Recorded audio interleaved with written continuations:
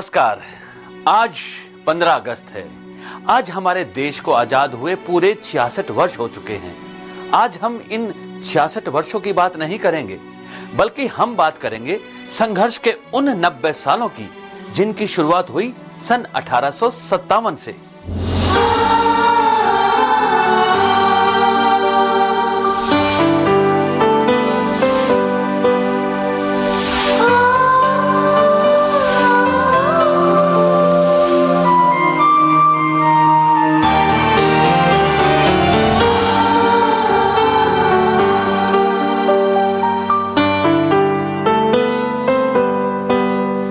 भारत देश अंग्रेजी हुकूमत की जंजीरों में जकड़ा हुआ था। देश के कोने कोने में इन जंजीरों को तोड़ने का ख्याल और आजाद देश का सपना जन्म ले रहा था, लेकिन किसी हिंदुस्तानी की इतनी हिम्मत नहीं हो रही थी कि वो इस सपने को साकार रूप दे सके। आखिरकार एक शख्स बगावत के लिए सामने आया और उसका नाम था मंगल पांडे। मंगल मंगल मंगल मंगल मंगल मंगल हो, मंगल मंगल मंगल मंगल मंगल हो। मंगल पांडे अंग्रेजी हुकूमत के सिपाही थे, लेकिन गुलाम नहीं। जब अंग्रेजों ने हिंदुस्तानी सिपाहियों को चर्बी वाले कारतूस इस्तेमाल करने का हुक्म सुनाया तो मंगल पांडे ने इसका विरोध किया और इस विद्रोह के लिए सभी हिंदू और मुसलमान सिपाहियों को एकजुट करने की कोशिश की। लेकिन अंग्रेजों ने मंगल पांडे की वर्दी और राइफल छीन लेने का फौजी हुक्म दे दिया।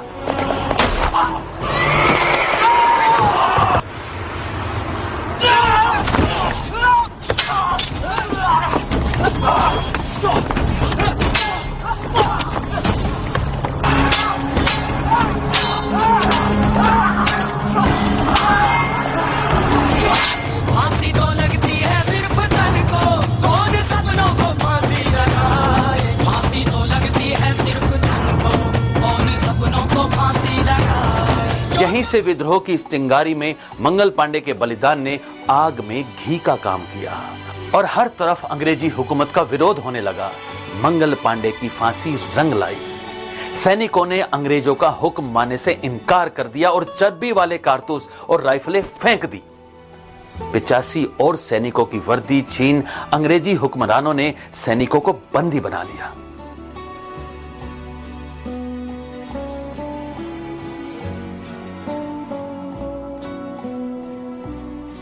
सिपाहियों ने बगावत का बिगुल बजा दिया। 10 मई 1857 इस दिन मेरठ छावनी पर हिंदुस्तानी सैनिकों ने कब्जा कर लिया। विद्रोह पूरे देश में फैल रहा था। इसके साथ ही इस जंग में छोटी छोटी रियासतों ने हिस्सा लेना शुरू कर दिया। लगान से तंग आए किसान भी इस जंग का हिस्सा बनने लगे, लेकिन अब तक इस युद्ध की अगुवाई करने वाला कोई नहीं था। ऐसे में मिले जुले सवर में बहादुर शाह जफर का नाम सुनाई देने लगा और आनाकानी के बाद उन्हें शहंशाह हिंदुस्तान घोषित कर दिया गया और फिर शुरू हुआ हिंदुस्तानी विद्रोह और अंग्रेजी हुकूमत का दमन चक्र।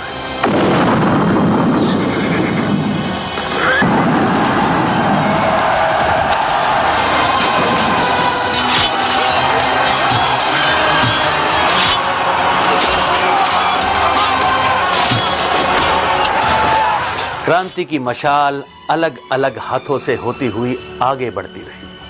रानी लक्ष्मीबाई, तांता टोपे, नाहर सिंह, कुंवर सिंह, दुजाना रियासत के नवाब सब ने अपने खून से धरती को सींचा और क्रांति की मशाल को जलाए रखा।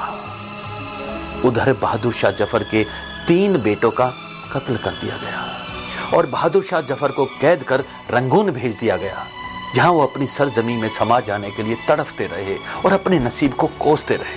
इतना है बदनसीब जफर, दफन के लिए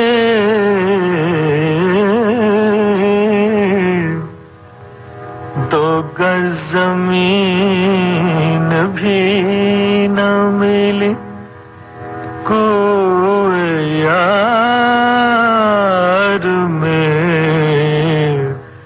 दो गज जमीन भी न मिली, कोई यार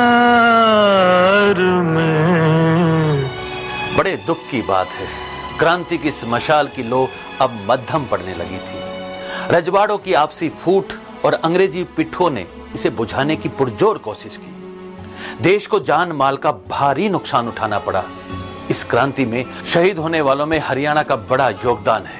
हांसी में लाला मुनीर बेग और हुक्मचंद जैन ने शहादत दी। अंग्रेजों ने लोगों पर रोड रोलर चलवाकर सड़क को शहीदों के खून से लाल कर दिया। कई दिनों तक पेड़ों की शाखाओं पर हजारों आजादी के परवाने लटकते रहे और कुओं से पानी की जगह लाशें निकलती रही और गहरा दर्द लिए हिंदुस्तानी आवाम मायूसी के साए में काफी समय तक डूबा रहा। उजड़े दयार में किसकी बनी है आल में ना पायदार में।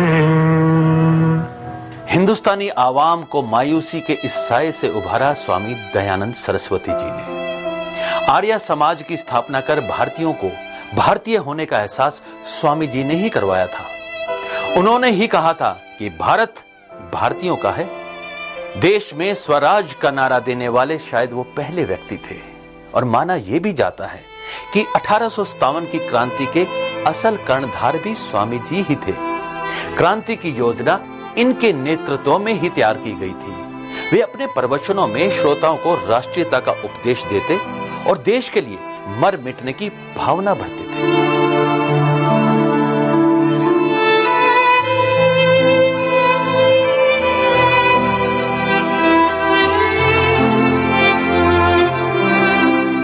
आर्य समाज का प्रभाव लोगों पर पड़ने लगा था।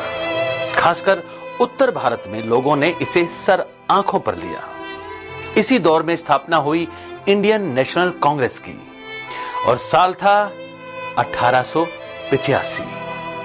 लेकिन कांग्रेस की स्थापना से क्रांति के बीज को खाद पानी अंग्रेजी रहनुमाओं की मर्जी से मिल रहा था। इन हालातों में मशाल को फिर से जलाया लाला लाजपत राय, बाल गंगाधर तिलक और विपिन चंद्र पाल, यानी लाल बाल पाल की तिकड़ी ने।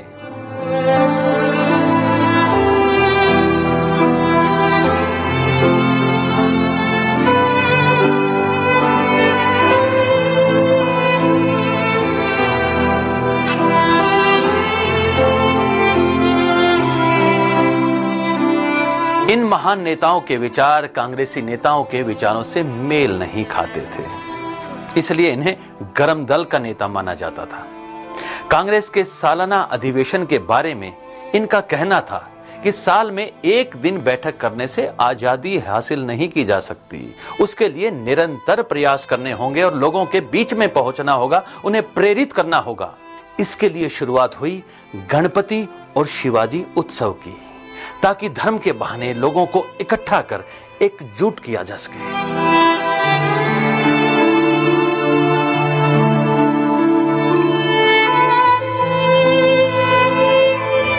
लाल बाल पाल की मुहिम रंग लाने लगी। लोग आजादी के लिए संघर्ष करने लगे। वंदे मातरम के नारे गूंजने लगे। स्कूल में पढ़ने वाले बच्चों ने भी इसमें बढ़ चढ़कर भाग लेना शुरू कर दिया और इसी दौर में शहादत दी क्रांति के वीर सपूत प्रफुल्ल कुमार और मात्र 19 साल के नौजवान खुदीराम बोस ने। तुम्हें मुझे हाथ लगाने का कोई हक नहीं।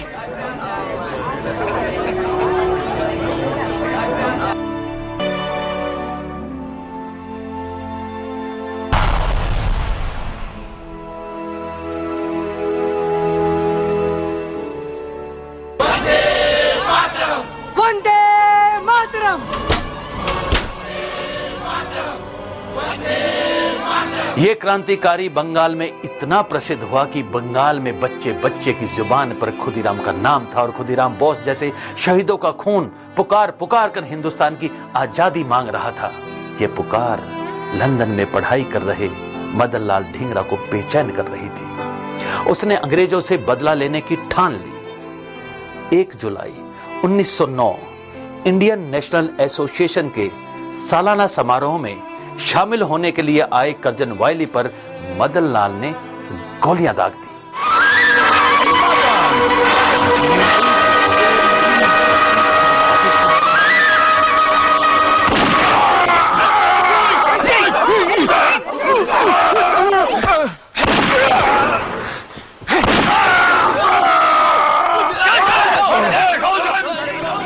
बड़े दुख की बात है कि 17 अगस्त 1909 को मदनलाल ढींगरा फांसी पर झूल गए। हिंदू होने के नाते मेरा यह मत है कि आत्मा अमर है। मेरी अंतिम इच्छा है कि मैं फिर से मां की गोद में जन्म लूं और भारत के स्वतंत्र होने तक मैं इसी उद्देश्य से बार बार जन्म लूं और बार बार मौत को गले लगाऊं। मदनलाल की ये शहादत भी देश के काम आई। इसी का असर रहा होगा कि 1911 में रास बिहारी बोस ने भी अंग्रेजी अफसर पर बम फेंका और आगे चलकर करतार सिंह सराभा और सोहन सिंह भकना के साथ मिलकर गदर पार्टी का गठन किया, जिसका मकसद विदेशों में बैठे भारतीयों को अपने देश को गुलामी की बेड़ियों से मुक्त करवाने के लिए एकजुट करना था।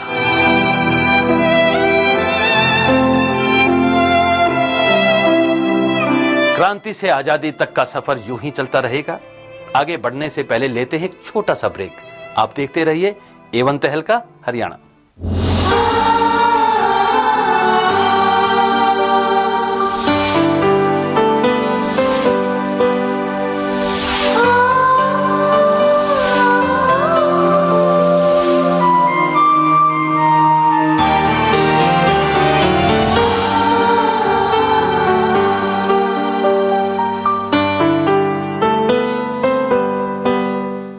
ब्रेक के बाद आपका स्वागत है क्रांति से आजादी तक के सफर में। चलिए क्रांति के सफर में आगे बढ़ते हैं। अब क्रांति का ये बीज पौधे का आकार लेने लगा, नई नई कोपलें निकलने लगी। इस पौधे को सींचने के लिए भारत में आगमन हुआ मोहनदास करमचंद गांधी का। गांधी जिसने सत्य और अहिंसा का खाद क्रांति के इस पौधे को दिया। क्रांति का ये पौधा इतनी तेज गति से बढ़ने लगा कि मानो गांधी जी के इंतजार में ही बैठा हो। गांधी जी ने देश को एकजुट करना शुरू कर दिया। अखबारों के जरिए पढ़े लिखे समाज को एकत्रित किया। लोगों को राष्ट्रीय स्तर पर एकजुट करने के लिए गांधी जी ने अहम भूमिका निभाई।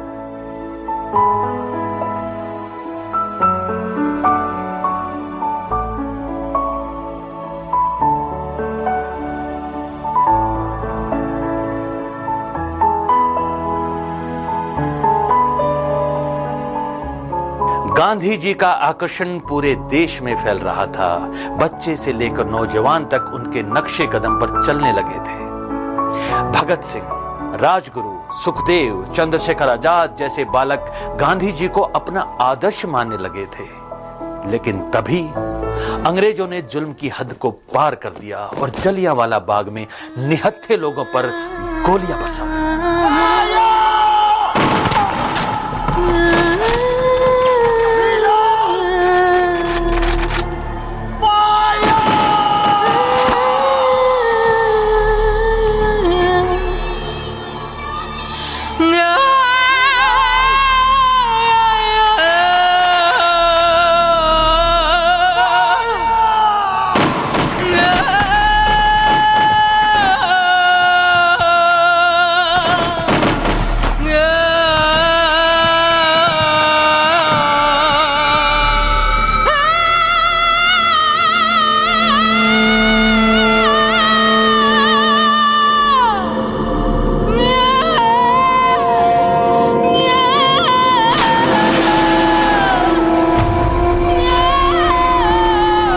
अंग्रेजों द्वारा किए इस नरसंहार का गवाह 20 साल का सिख नौजवान उधम सिंह था, जिसने इस नरसंहार का बदला लेने की कसम खाई।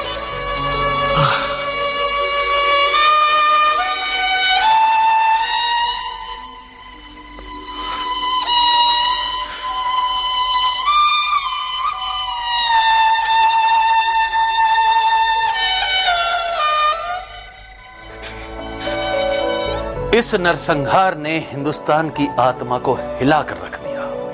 अंग्रेजों के खिलाफ लोगों का गुस्सा मुखर होने लगा। जलियांवाला बाग में जनरल डायर ने निहत्थे बेकसूर हिंदुस्तानियों का कत्लेआम किया। मैं लाला लाजपत राय उन गोलियों का हिसाब मांगता हूं।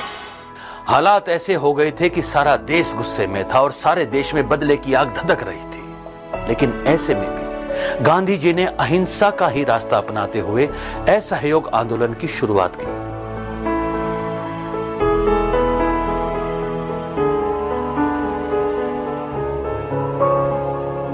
गांधी जी की सोच, गांधी जी के दृढ़ निश्चय और गांधी जी की कोशिशों से असहयोग आंदोलन अपने चरम पर था।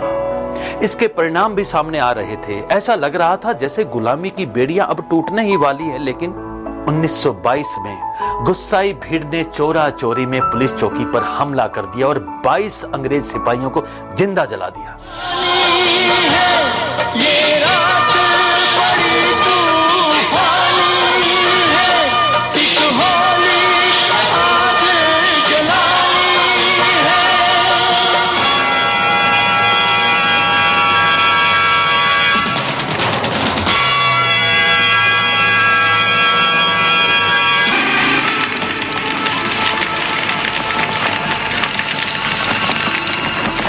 इस हिंसा भरी घटना से गांधी जी काफी आहत हुए।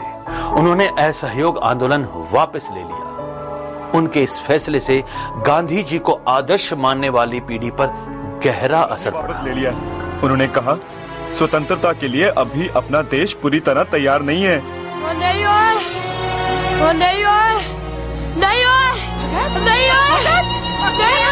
यहीं से क्रांति का ये पौधा 2 शाखाओं में बंटने लगा। बंगाल में क्रांतिकारियों ने हिंदुस्तान रिपब्लिकन एसोसिएशन बनाई, जिसे HRA के नाम से जाना जाता है। बहुत जल्द ही इस एसोसिएशन का हिस्सा भगत सिंह, चंद्रशेखर आजाद, राम प्रसाद बिस्मिल, अशफाक उल्लाह खां, सुखदेव जैसे और बहुत सारे नौजवान क्रांतिकारी बने। इस एसोसिएशन का उद्देश्य अंग्रेजों को जान माल की हानि पहुंचाना और अंग्रेजों को लूटकर क्रांतिकारियों के लिए धन और हथियार इकट्ठा करना था। और इस कड़ी की शुरुआत काकोरी कांड से हुई।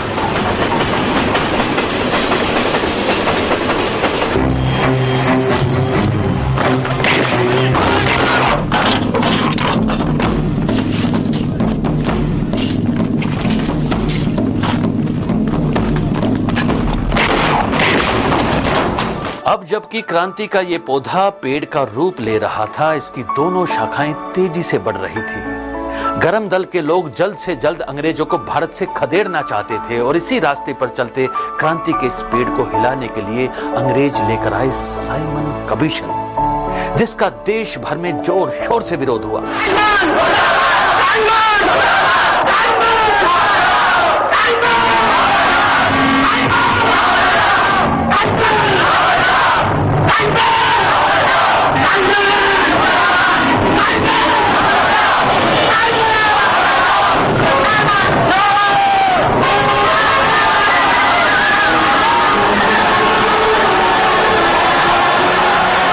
भगत सिंह और उनके साथियों ने कसम खाई और अंग्रेज पुलिस अफसर सैंडर्स को मौत के घाट उतार दिया।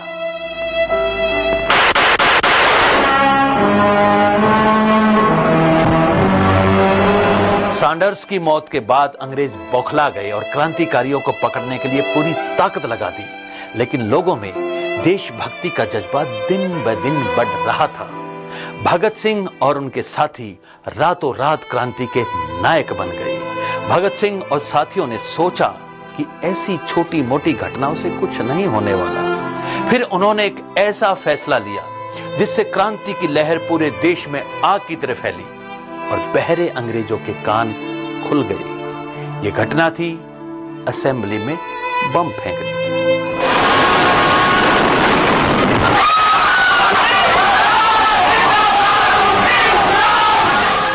दूर की सोच रखने वाले उस नौजवान भगत सिंह ने साफ कहा कि इस बम का मकसद किसी की जान लेना नहीं, बल्कि अंग्रेजों के कान खोलना था।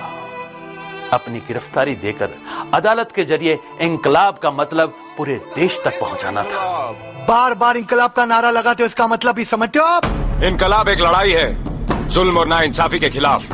इनकलाब एक हथियार है आदमी पर आदमी का शोषण रोकने के लिए। इनकलाब एक ऐलान है देश के नौजवानों को एकजुट करने के लिए। इनकलाब एक चेतावनी है इस बर्बर सरकार को होशियार करने के लिए। इनकलाब एक पुकार है सोए हुए आवाम को उठाने के लिए। इनकलाब एक आवाज है दबे हुए जमीर को जगाने के लिए।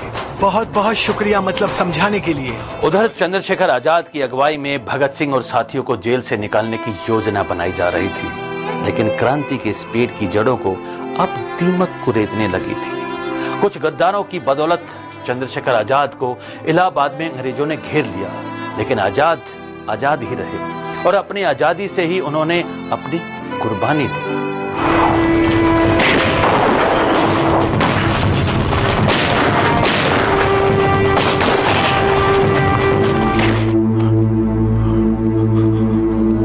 क्षमा करना मेरी माँ, बस इतनी सेवा कर सका। वंदे मातरम। कोर्ट में केस चला। बम कांड के केस की सुनवाई के दौरान ही सैंडर्स का केस भी सामने आया और गद्दार की गवाही से भगत सिंह और साथियों पर आरोप साबित हो गए। उन्हें फांसी की सजा सुना दी गई, लेकिन उन्होंने हंसते हंसते बलि की वेदी को महबूबा की तरह चूमा। इस समय उनके चेहरे करिश्माई नूर से चमक रहे। जिस चोले को पहन शिवाजी खेले अपनी जान पे, जिस चोले को पहन शिवाजी खेले अपनी जान पे, जिसे पहन झांसी की रानी मिट गई अपनी आन पे, आज उसी को पहन के निकला, आज उसी को पहन के निकला अमृतों का टोला। मेरा रंग दे बसंती झोला, ओ मेरा रंग दे बसंती झोला, रंग दे बसंती झोला। भगत सिंह और साथियों की शहादत के बाद क्रांति के इस पेड़ का विकास रुक सा गया, लेकिन जलियांवाला नरसंहार के दौरान 20 साल के एक नौजवान ने कसम खाई थी। अपनी कसम को पूरा करने के लिए अब वो तैयार था। 13 मार्च 1940 को उधम सिंह ने माइकल ओडवायर को गोलियों से भून डाला और गिरफ्तारी दे दी।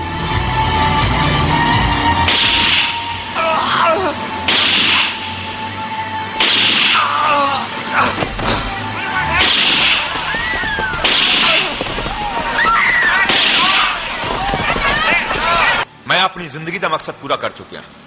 हुण भावें जीवा या मरा की फर्क पैंदा है। I am not afraid of death.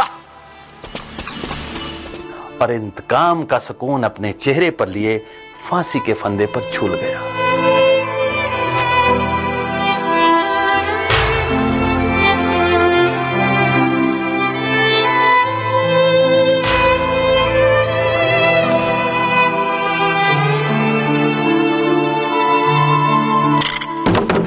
ये वो समय था जब पूरी दुनिया में उथल पुथल मची हुई थी। सेकेंड वर्ल्ड वॉर अपने चरम पर था, जिससे यूरोप में अंग्रेज कमजोर पड़ने लगे और इस समय अंग्रेज चाहते थे कि भारत से लोगों को भर्ती करके मोर्चे पर भेजा जाए। उन्हीं दिनों देश की आजादी के साथ साथ उत्तर भारत में किसानों को महाजनों के कर्ज से मुक्त करवाने के लिए मुहिम छिड़ी हुई थी और इस मुहिम के नायक थे रोहतक के गढ़ी सांपला के जन्मे चौधरी सर छोटू राम।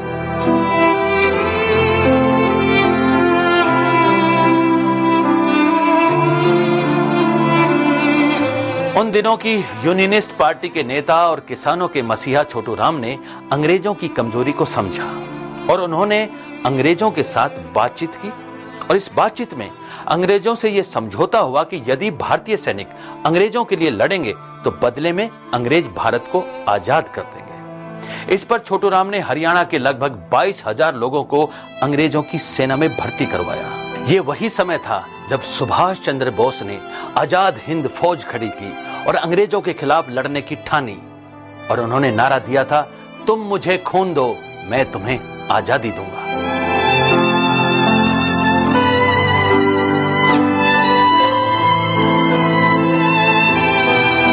उधर गांधी जी की अगुवाई में नरम दल ने भी अंगड़ाई ली और भारत छोड़ो आंदोलन शुरू कर दिया।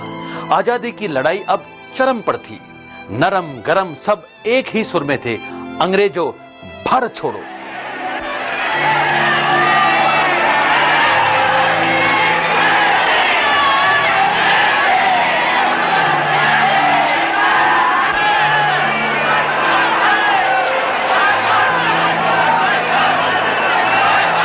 सेकेंड वर्ल्ड वॉर ने यूरोप में अंग्रेजों की कमर तोड़ दी। अब भारत में और ज्यादा देर तक वे रुक नहीं सकते थे। गांधी जी के भारत छोड़ो आंदोलन का दबाव और जर्मन सेना के साथ लड़ने में हिंदुस्तानी सेना के योगदान के कारण अंग्रेजों ने अपने घुटने टेक दिए और जंजीर में जकड़ी भारत माता आजाद हुई। सारा जहां देख लिया, कहीं भी तेरे जैसा कोई नहीं है। 80 नहीं 100 दिन दुनिया घुमा है, नहीं कहे तेरे जैसा कोई नहीं है।